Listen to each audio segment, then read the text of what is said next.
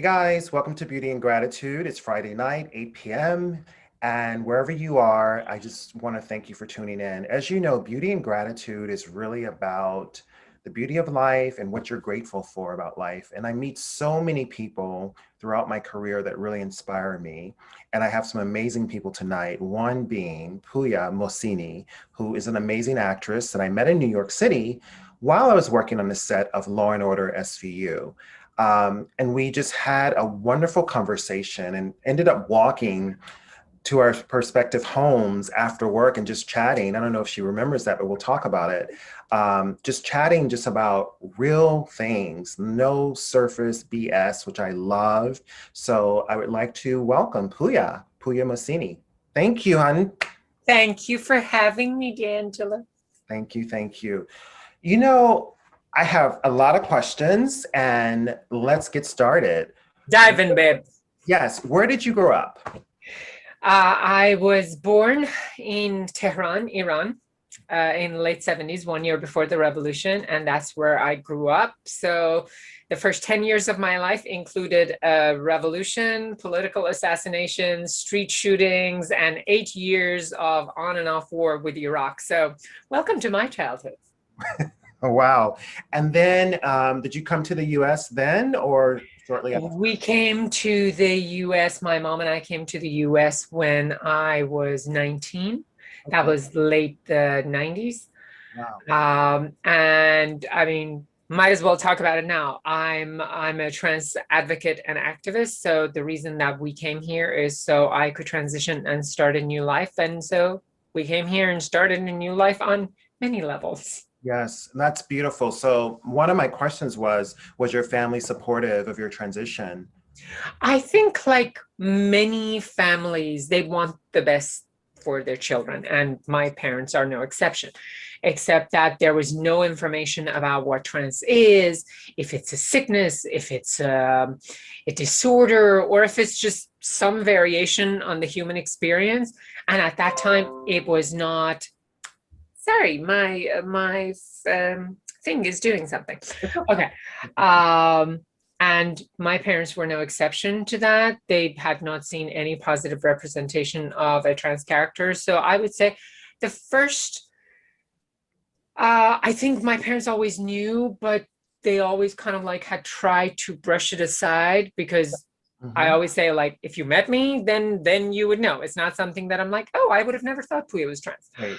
Um, so I think at first it was hard for them because they just had no way of finding the way around it. There was nowhere that they could find information. There was no internet.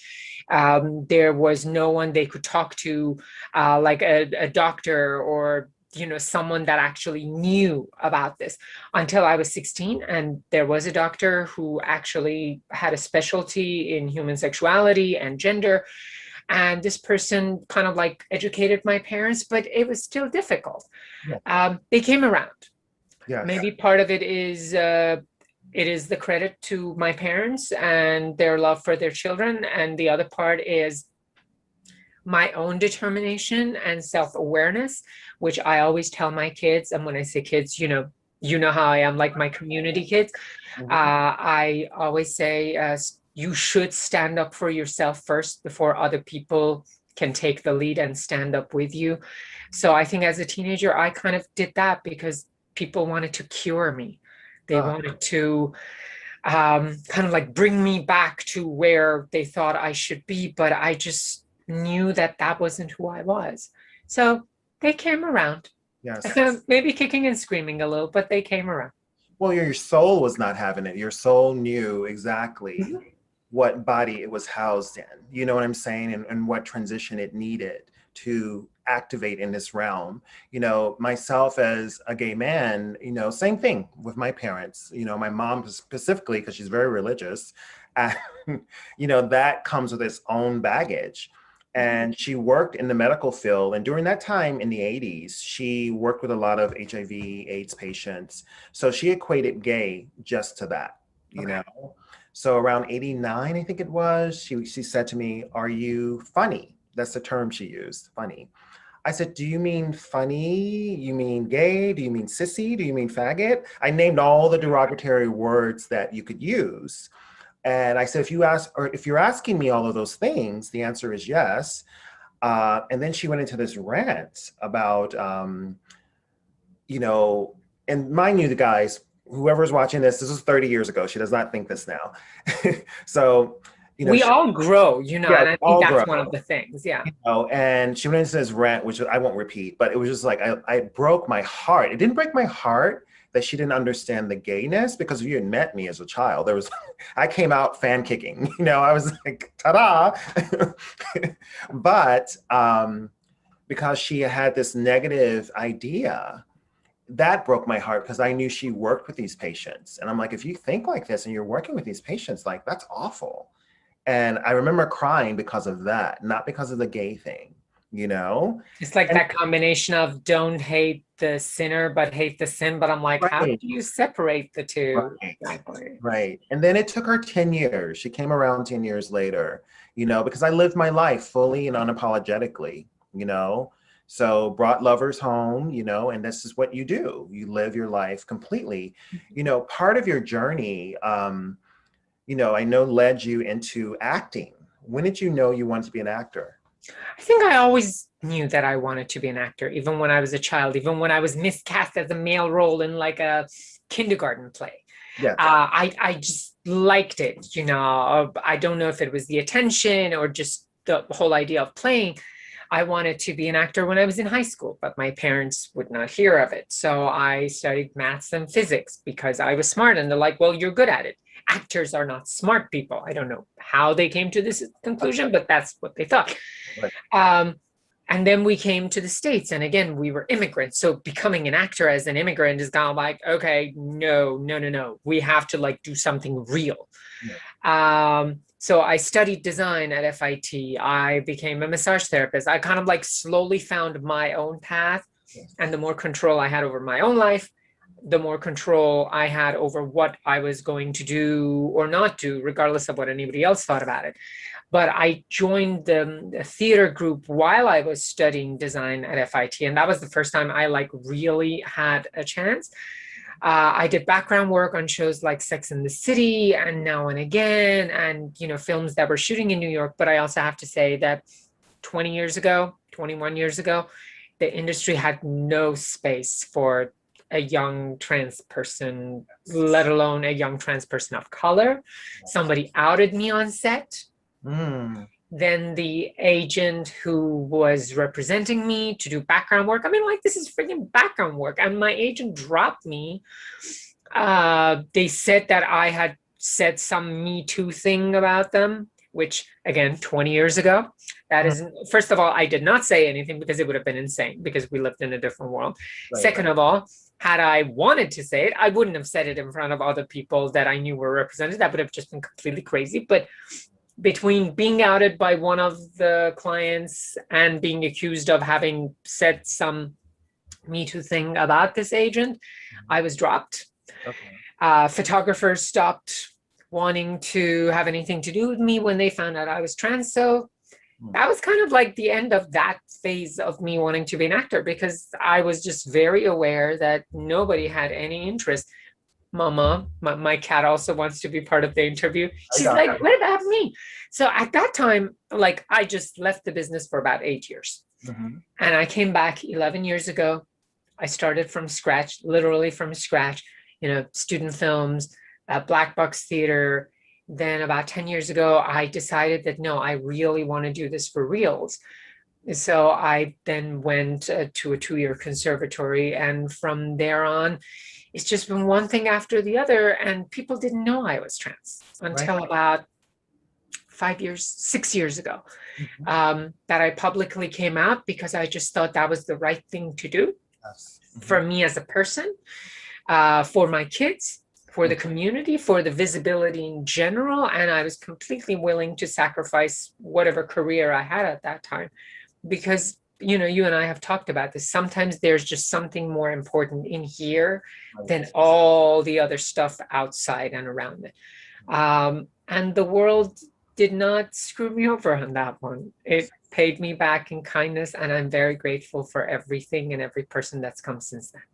I think it opened up more for you, I would say, your career. Just the I opportunity think I've seen you in. I think what it did, it allowed people to see more of me than what they had perceived. Yes. And this is like people's perceptions of you. So I think people just saw me as this tall, skinny, semi-attractive, it's like other person. But where they realized that there was so much more that I had gone through, that I had overcome, and that I was sharing, I think it kind of like that became a more powerful message, that I wasn't just this tall, lanky, aging model, but I was a fighter and a survivor. And it just changed how people saw me. And one of the things I'm very grateful, but it also has a downside. The part of it I'm grateful is I've gotten to tell stories that are important to me as a person and as an advocate.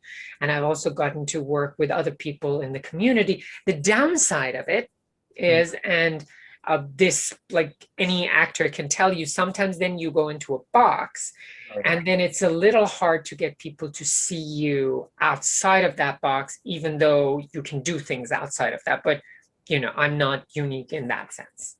I mean, you're gorgeous, and on set, when you're in character, you're very compelling. You're a very strong actress. So first and foremost, I know you've worked on a lot of projects in the past year to 2 years. What are you currently working on? Well, right now it's kind of like I'm living in the small projects world, but small projects that speak to me. Yes. When I say small projects, projects that are led by women, that do positive representation of the communities I represent. Now, whether that happens to be Middle Eastern community, whether that happens to be the trans community, the people I like to work with. So there have been small projects, but the film that I worked with about 2 months after you and I had met, which was last January of 2020, I went to LA and I shot this feature film, and it just met the world. I like to say that it just met the world. We gave birth to this movie, and it just met the world at South by Southwest this year. And then it went to Disorient, and it's going to, then it was at the Martha's Vineyard, it's going to Atlanta Film Festival and Florida. The critics seem to love it, which is just, we have a 96% a rating on Rotten Tomatoes from critics. Wow. And 8.2 or 8.1 on IMDb. What I love about it, though, is that the two leads, one of whom is me, the other one is the great actor, writer extraordinaire Lin Chen. So the two main characters happen to be a Middle Eastern woman who's trans and a Chinese American woman. How often do you get your two leads in a feature film that are that way? Yes. That the white characters are kind of like a minority, and that it's written by two Japanese American women, one of whom is trans, one of whom is cis. So to be part of that storyline, to have a set that is queer inclusive and color inclusive and inclusive of everybody. So it's just multicolor, multigender, multi-ethnic. And to be something like that, and for the audience and the critics to love it, that to me is just... Yes. It really, I haven't seen the movie yet, but I've seen a lot of the clips and the press on it, and just makes me smile. I don't know you well. I've known you for about a year, but I feel like you're my sister, and your success is my success. That's how I see it. So bravo, bravo. You just feel the heart connection, and we talked about that walk you talked about after we got done with the shoot on SVU. I was actually, when I was going to get my vaccine, I was walking exactly down that avenue, and I was remembering that walk. Yes. And we were talking about, gratitude, and how do you find your light in a world that continues to tell you, well, you should be like this, and you should be like that, and you should go into this corner or into that box. And that conversation I do not forget, because it really felt like you say, I'm your sister. I just felt that kinship with you, because we both believe in gratitude. Yes. And every day, even during the pandemic, one of my prayers became, thank you, universe, for another day of health and reasonable sanity. Yes. Every day, if I had nothing else to be grateful for, that was just, it anchors you.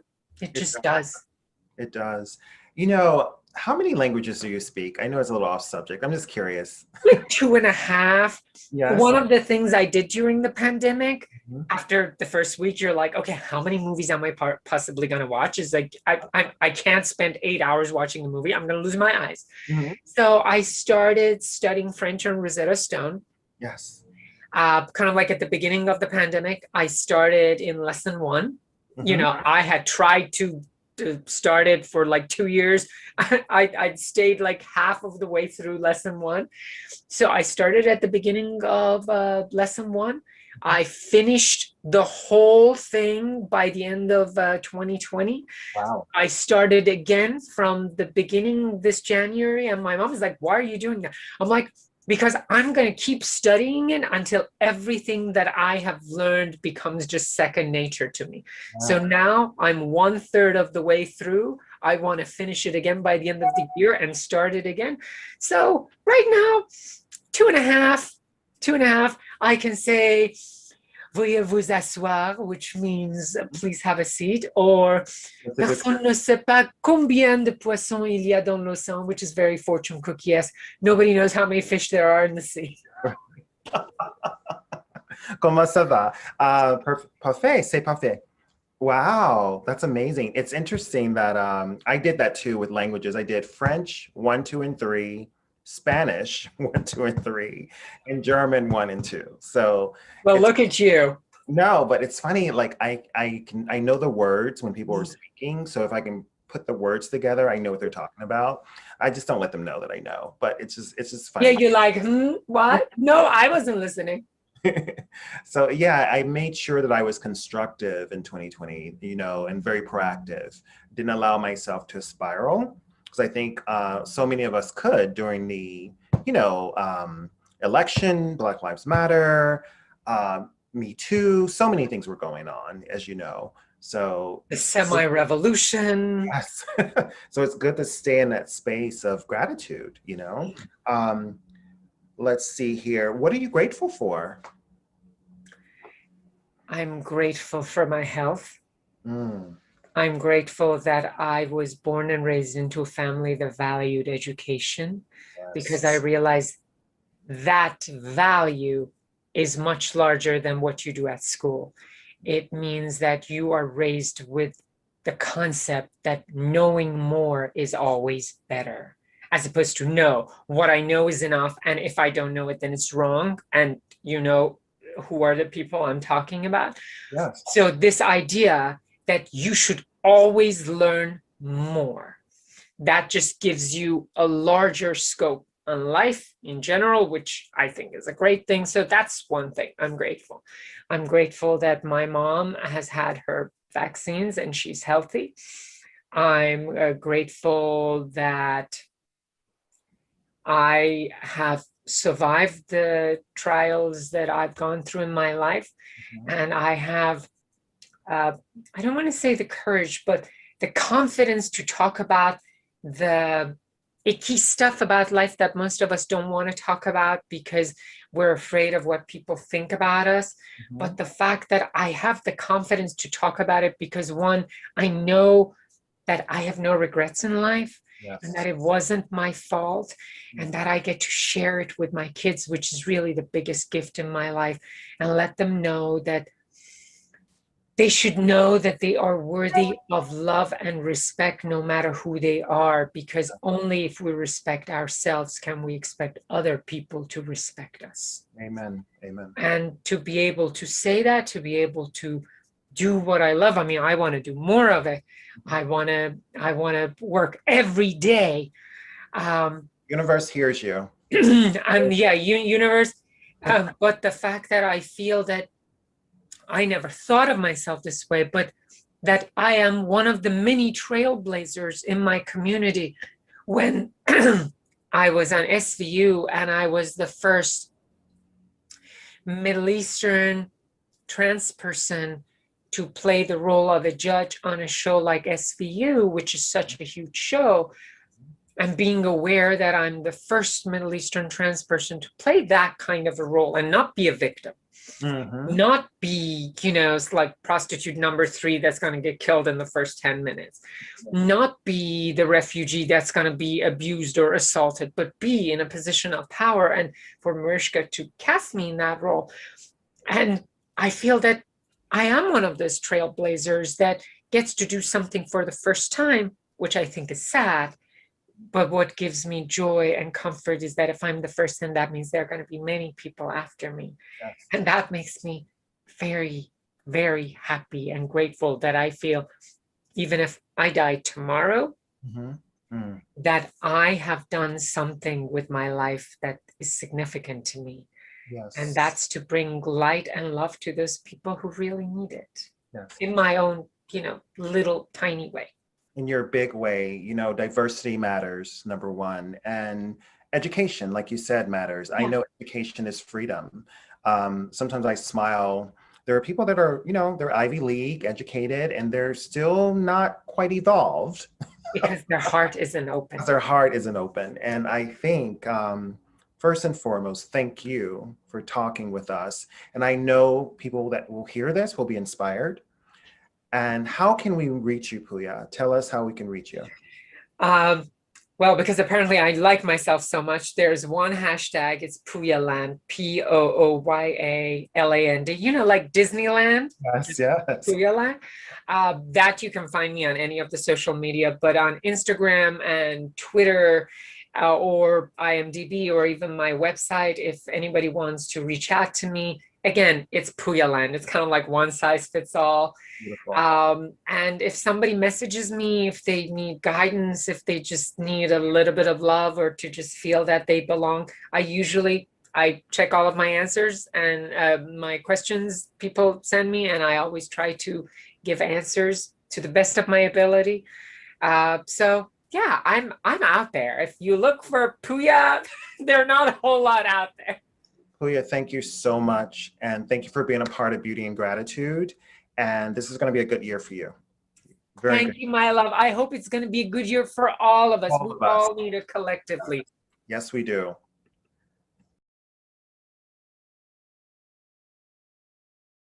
Soulivity Magazine and Beyond Words Publishing is pleased to announce its latest charitable partner, the National Women's History Museum.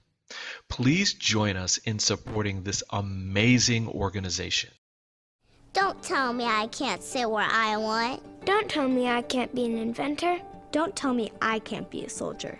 Don't tell me I can't be a movie star. I am Anna Mae Wong. I am Rosa Parks. I refuse to give up my bus seat to a white person.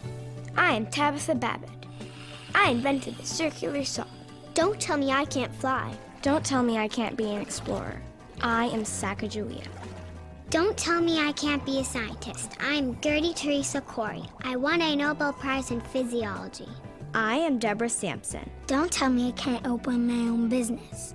I'm Estee Lauder. I started a global empire that now has $7 billion in annual sales. I disguised myself as a man to fight in the Revolutionary War. Don't tell me I can't be a spy. Don't tell me I can't be a journalist. I am Mary Elizabeth Bowser. I'm Amelia Earhart. I starred in over 40 films from the silent era to the talkies. I am Hovita Idar. I was an editor, a publisher, and I even founded my own newspaper. During the Civil War, I was a maid for the Confederate president. He thought I was illiterate, but I actually had a photographic memory. I was shot twice in my first battle and removed the bullets myself. These are just some of the women who have changed history. Don't let them be forgotten.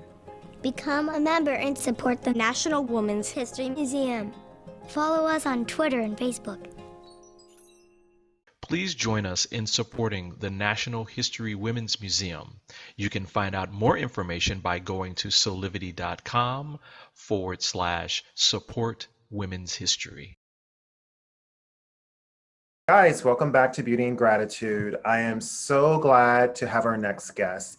It is Tessa Markle and Carolyn Alvarez, the creators and hosts of Femme Regard Productions, which is actually an amazing podcast I've had a chance to watch.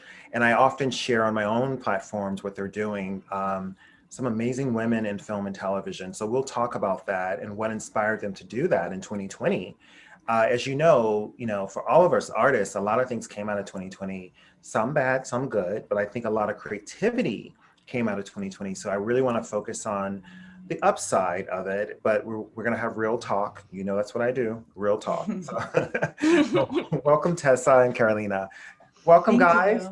Thank you so much. Thank you for having us on, and thank you for being such a supporter of what we do. We really, really appreciate it. You're so welcome. So welcome. So let's get started. I'll start with Tessa. Theater and psychology, interesting combination. So why? Tell me why. So they do go really well together, but I looked at them completely separate. Psychology for me was something I was just always very interested in, like how people think, why they think the way they do. And for me, that was just another option for, my career. I wasn't sure really which direction I wanted to go. And by the time I graduated, I knew that acting was what I really wanted to pursue, but that was always kind of my, backup option. And, as I've gotten older, I realized maybe I don't want to do it for a career. I'll be honest, a lot of people come to me already like for, a shoulder to cry on and that sort of thing. So I'm like, I don't know if I need that as a career and my real life. Right. But I do think that there's a reason I was drawn to it. And I think that, I'm a person that people are drawn to for that support and for that ear, to listen. So I'm glad that I did get into it enough to kind of have a basic understanding and be able to empathize with people and be able to help people when I can. So, yeah. And also I think you can use psychology, as you know, in theater, the study of human behavior, really. Absolutely. So both of you guys, Carolina, as an actress, I know you're a dancer actress.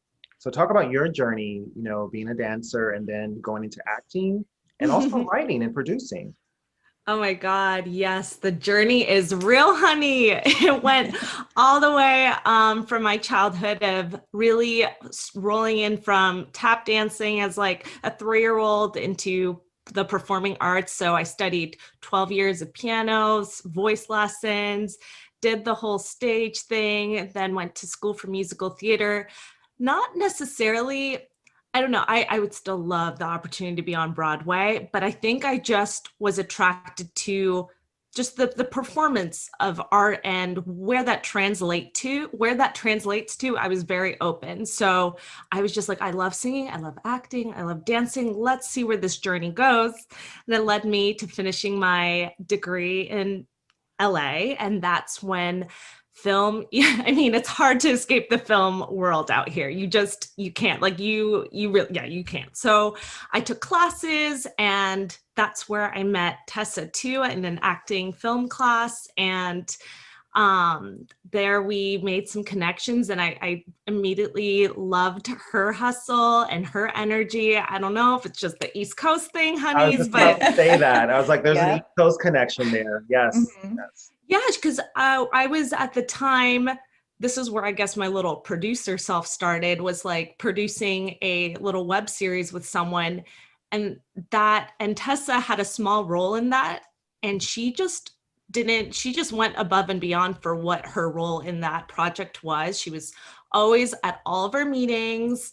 Like literally her character had maybe 2 lines. That's what I mean. Like literally not the biggest thing. And I was just attracted to her energy and showing up. And then I kind of like moved out of that project and was like, girl, let's make stuff. And she was like, yeah.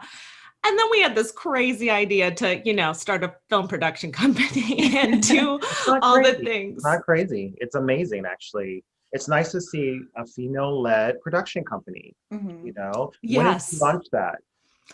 We launched it in 2018 with the film, our first project that we decided to develop, which was a Western. And we were attracted to that because we both were like, oh, I mean, you can't help but coming from a theater background to love character time period pieces. We were like, oh, this is just juicy for us. And we want to give a female spin on it. And that's where Femme Regard, by the way, is from the French term regard féminin for the feminine gaze. And so the female perspective is really heavy and important to what we want to show on camera and tell the stories from that kind of lens. So with Tessa, we were like, okay, this should be our first project. We're in California, you know, desert. It's basically there. And I will say, yeah, it was the hardest thing we've still done to date. But we are so grateful for that opportunity. Tessa and I learned so much, and we are proud to say that we finally finished our 2.5-minute clip from that because we didn't know anything. We didn't know film. Like, we did the research. We thought everything we could, but you just don't know until That's how you do learn, it. though. That's the power. That's how you learn. And also, I would say to Tessa, what have you learned from Carolina? And then we'll do Carolina, what have you learned from Tessa? Yeah, a lot. It's so funny because we're such similar people. Like, we get along so well as both business partners and friends, but at the same time, we're so different, you know? And I think that we just, like, we joke, like, I'm the left brain, she's the right brain, but it's so true. And it's so, like, that's just how we work together. And so, you know, she's got this creative mind that's like, when she has an idea, she's got to jump on it, you know? And I love that. And I'm always like, okay, but hold on, you know, we've got too much to do right now. But that's something I've learned from her is like, okay, yes, you know, you've got to do the time management and all of that. But like, when you have an idea, don't just like push it to the back, do something with it. Even if that's just write it down, journal it, you know, whatever, but like, don't let those ideas escape because they could turn into something amazing, every single one of them. That's true. Carolina, what have you learned from Tessa? How to keep a clean email inbox. Oh my God, this girl and her Virgo organizational skills. I'm a Virgo moon and she's a Scorpio moon. So this is why also we're like the same person, but not.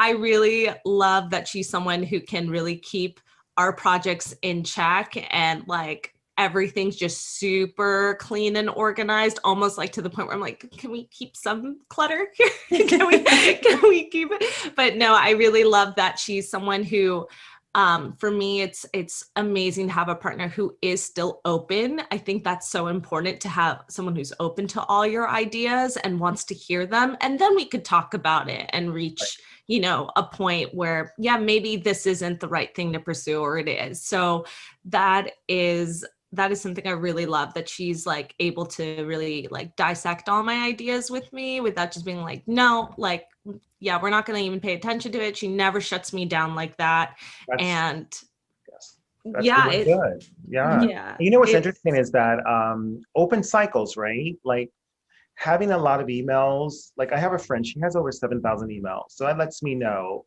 she's let 7,000 things kind of slip through the cracks. Mm-hmm. So I think it's really good to close the open cycles because it also declutters your mind, you know, so you can focus on new things. So bravo for Virgos. Yes. You know, what great lessons did you learn in 2020? Because all of us went through a lot of things, right? And, you know, whether it was health or dealing with family, you know, trauma or dysfunction, whatever, or connecting deeply with family and friends. So what great lessons, maybe one or two, that did each of you learn from 2020? I can say personally, just taking time and the whole like work-life balance, you know, because for me, I was like a super workaholic. I was always either at work, working with Carolina, like if I was out doing something fun, it was like, well, it's got to be scheduled a week in advance if you want to hang out with me, you know, like I was just busy all the time. And this gave me a chance to like have those lazy days that I just got to have my own like self-care and like, you know, binge TV or whatever. And so creating that balance now is like really important to me going forward. And, you know, personally, I feel like I have like my acting, my Femme Regard, my day job, my social life, my personal life, like that's so many things to balance, but it's definitely doable. And it's just something that I'm way more aware of now. And I'm way more able to say no to, for example, to, you know, an offer that I'm not crazy about for work or for acting or whatever it may be, you know, to create that balance and to make sure that I have all of those things in check. Yes, yes. Carolina? Yeah, for me, it was being able to sit and be at peace in the uncomfortable and the unknown, because that was a lot for a lot of people, and you know, dealing with 2020. And for me personally, that was in this living situation I was in and was unhappy with, and the stress of losing my full-time job and not sure what's the right path for me to, like, you know, keep up with the lifestyle I want to be and know that it's healthy for me to live in, and but also do the thing that I really want to do, and what does that look like. So to piggyback on what Tessa said, yeah, having all that time to really explore was a real blessing for me. And I feel like I'm just every day getting closer and closer to like seeing big picture what that is for me. And in that time too, I've learned really like, okay, what do I want to call myself, and what do I want to be every day, and who is that person, and what is she up to, and what does it look like? Yeah.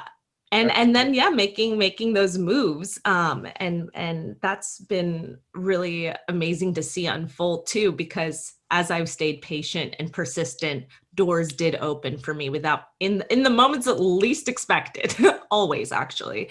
So it was pretty cool to see. There are two words that, as you two were talking, that kept popping in my head: coping and creating. So coping with 2020 and creating throughout 2020. Does that resonate at all? Absolutely. All around. Carolina and I have talked to people about, you know, like we dealt with the emotional roller coaster of 2020, of course. Like it was an awful year for the world, but like for us personally with our business and stuff, it was actually like we thrived, you know, because we had the time to catch up on the things that we always kind of, you know, pushed to the side. We had the push. Yeah, exactly. We had the time to do new things. And, you know, it just, so in that area, that time was great for us. But yeah, it was the creative that came out of the coping for sure. Beautiful, beautiful. And, you know, I'm looking at your skin, both of you guys. So, you know, we talk about beauty and gratitude on this now. So what are your kind of like beauty regimes, like getting through your day? Like, what do you do? I can just by looking at you, I know, Carolina, you're about skin. You know? Honey. Tessa, you're about brows and shape and hair. So talk to me, guys. I love. Okay. Yes. I love taking care of skin. I feel like that's the first impression you can really tell how someone's doing with their health is about their skin. And you know, it's also inside to out. So it's like staying hydrated, getting, you know, the right vitamins and, you know, foods that you need. I'm a big cook. So, I mean, it's hard to find, but hard to find time to do always. But it, you know, with COVID, I'm so happy to be working from home and being able to cook all my meals. So my skin and overall health have been pretty, like, has been good because of that. So yeah, I love to do like, you know, the whole moisturizer, you know, face serum, and, you know, if we got to do a cold face roll, you know, do that in the morning. I need to do that. I need to buy that actually. One of those crystals you can do. Yes. Oh my God. Yes. And it's just like, I think what I tell all my girls, and, you know, Tessa, you can tell me but every especially Sunday self-care day, I'm always like, girls, did you do your face mask yet this week? Because that is like, so it's just, you have to find something to give yourself a treat, I think. And when you can combine beauty with that, that's even better, honey. So I'm always just like, do a face mask. That's your time to have a little tea and read something, you know, that makes you feel good, like put the phone away or put on a podcast that isn't stressful. You know, we all love our murder podcast, but like maybe not that one. Like do the beauty and gratitude one, and like, you know, sit there with yourself for that moment, because like it's 15 minutes to do a mask, right? And just that 15 minutes at the end of the week when the Sunday scaries are creeping up, I would say that is like my biggest like beauty self-care like hack for the face and life. That's great. Yeah. Tessa, what's yours? I love that because I'm also very just doing it, from the inside out. And like, I'm not huge on makeup. I mean, I appreciate the hell out of people that can do amazing makeup. I can't. I don't wear a lot of it. It's usually just about like brows and mascara and that's it. But I mean, my facial routine is very simple. I just make sure I do wash it every night, at least, if not in the morning and night. And I moisturize and like, there's no special products. I honestly use drugstore products most of the time, but it's really just about keeping it clean. And when something is affecting your skin, like stress or your diet or whatever, is, being aware of that and addressing it, because all those things do really play into it majorly. Yeah. And I mean, I don't wear masks as often as Carolina, but I do love a good face mask. And like she said, it is a great time to also just, de-stress and relax and take that self-care. Because again, that does affect your skin as well. Yeah, and sunscreen, also, always sunscreen. And sunscreen, yes, sunscreen. Yeah, me too. And it's from the inside out, as you guys say. One thing, I cooked a lot last year. Oh my God. And I'm here in New York and I'm not able to cook as much as I like to, which is hard for me because it helps my balance and my health and everything. But I'm figuring it out as I go. But what are you grateful for? Tell me some things you're grateful for. I can go first because this is something when I try to do a daily meditation. I don't make it always every day, but when I do, that's something I always try to stop and think like, what am I grateful for today? And I try not to do the same thing every day, but I find that most often what I'm grateful for is just like the love surrounding me. Like when I stop and think about how much support I have in my life between family and friends. And like, sometimes it's literally just someone I just met. Like I met one of Carolina's friends at a party she had for Easter and we like clicked in instantly, and she was so supportive. So it's just awesome to have that huge circle of just, love and support. And I'm so grateful for that. Beautiful. Carolina.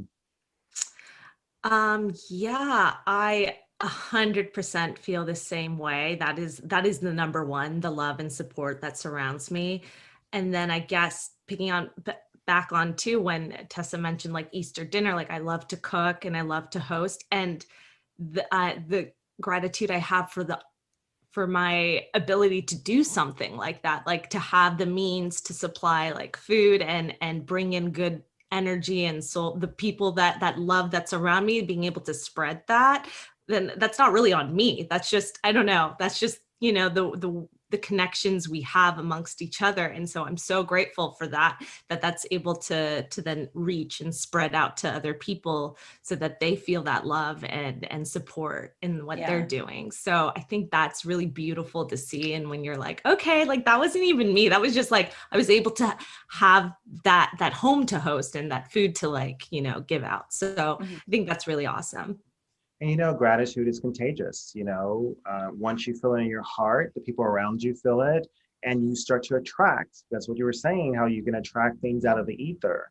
Often I'm maybe 2 weeks out or a month, I'm like, oh my God, I don't have anything on the books for work. But I continue to practice gratitude, and all of a sudden it's full for the next 3 to 4 months, and I'm like, oh, whoa. Yeah. Slow down. So really I love that. being in that presence of gratitude for me personally has created magic often in my life. So I extend that gift to you. What's going on with Femme Regard? Like, tell us what's coming up, what's new. Yeah. Well, right now we're ending our 8th season, about to go into our 9th season of our podcast. So that's a weekly release. Almost 100 episodes. Yeah. Hey. Yeah. So that's what you can kind of tune into right now. And then coming up, Carolina, I'll let you talk about that. Yeah, we are working on our first feature film. Something that came out of 2020 was recognizing which projects that the stories we wanted to tell, but being okay to say, you know what, not yet. This one, not yet. This one, we're going to green light. And it was something, a project that, speaking of having ideas come to the forefront, and Tessa's saying, yes, okay, just write that down somewhere. It was an idea that then we're like, wait, this is perfect for the next feature film. So grateful that, again, I have a partner who's like, always letting me like live in that world, because now we can actually use this idea for the first feature film. It's going to be a psychological thriller, but focused on female friendships. And I feel like that's something we don't always explore. It's always usually like a hetero romantic relationship that can go sour, and you know, like there's a whole spectrum of where, you know, closeness and intimacy can go sour sometimes, and we're using the future as the future technology as a vessel to kind of play into the thriller elements. So we're very excited to like explore all those themes in that world. And I think it's very doable for us. So we're just excited to finally like get that off the ground. Yeah. It's scary. So for any filmmakers out there, and women especially, like, you're only don't worry about not having maybe the platform yet, or, you know, not having done something like that yet. You know, if you've done a couple shorts and, you know, have an idea, just go out and do it. So we're doing it, and we're really excited to explore these themes, and we're part of a grateful also for the film community. We have an amazing support group there too, with a dear friend from our show, Noam Kroll. Shout out to him, because his community has been really great. And we're kind of all writing our own stories together. So that's what's been keeping it in check. Yeah. Well, are you guys self-financing? Are you raising money for it? Yeah. We will be raising money. We haven't quite like broken down what the budget's going to be yet, because we're still in the writing phases of it. So I'm not sure if we'll be looking for investors or just crowdfunding, but we'll keep you updated on that when we figure it out. Me too. I mean, I know producers that are looking for content. Oh, fantastic. You know, so yeah, I was just talking to, I can't say her name, but I was just talking to someone. They're raising, it's called a film fund.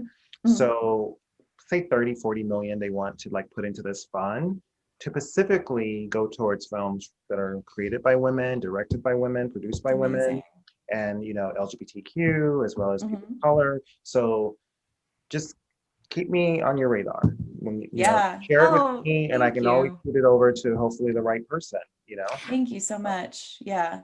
Thank you so much. And just to say too, like what's been great about our podcast and meeting, you know, we have male and female on our show, but we've been able to connect with so many amazing women filmmakers and cinematographers and directors that we definitely are looking to also have them be behind the scenes too of our production. So that's just really cool that's, you know, to hear that there are people out there who are looking to support and fund, you know, productions like this. So that's really exciting, and we'll definitely keep you in the loop for sure. Yes.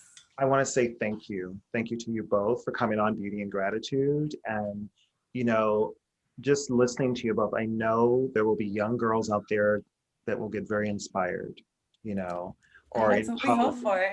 Yeah, that's all we want. Really inspired to really pursue their dreams, you know. So, and I know it's hard getting you guys on this, you know, for this interview, but I'm so thankful that we finally did it. Yeah, and, I think us too. Yeah, go very far. So thank you so much. Thank you very, very much, and for all your support. Like I said earlier, we always see you up there doing everything, donating, supporting.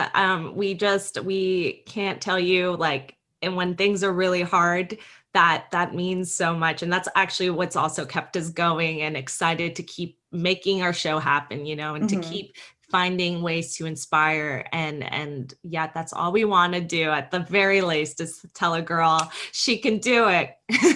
There's a lot of light there. And that's why I was like, oh, this is a jewel. So you guys are going to look back on this one day and go, oh, wow, we created something wonderful.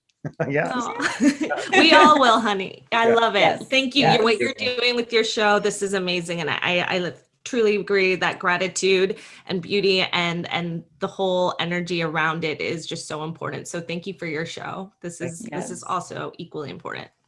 So thank you to Femme Regard, Tessa Markle, and Carolyn Alvarez. And also, I want to thank Pooya Mohseni, actress extraordinaire. I appreciate each and every one of you. Check us out here at solivity.com. Have a wonderful night, and I'll see you here next week. Bye.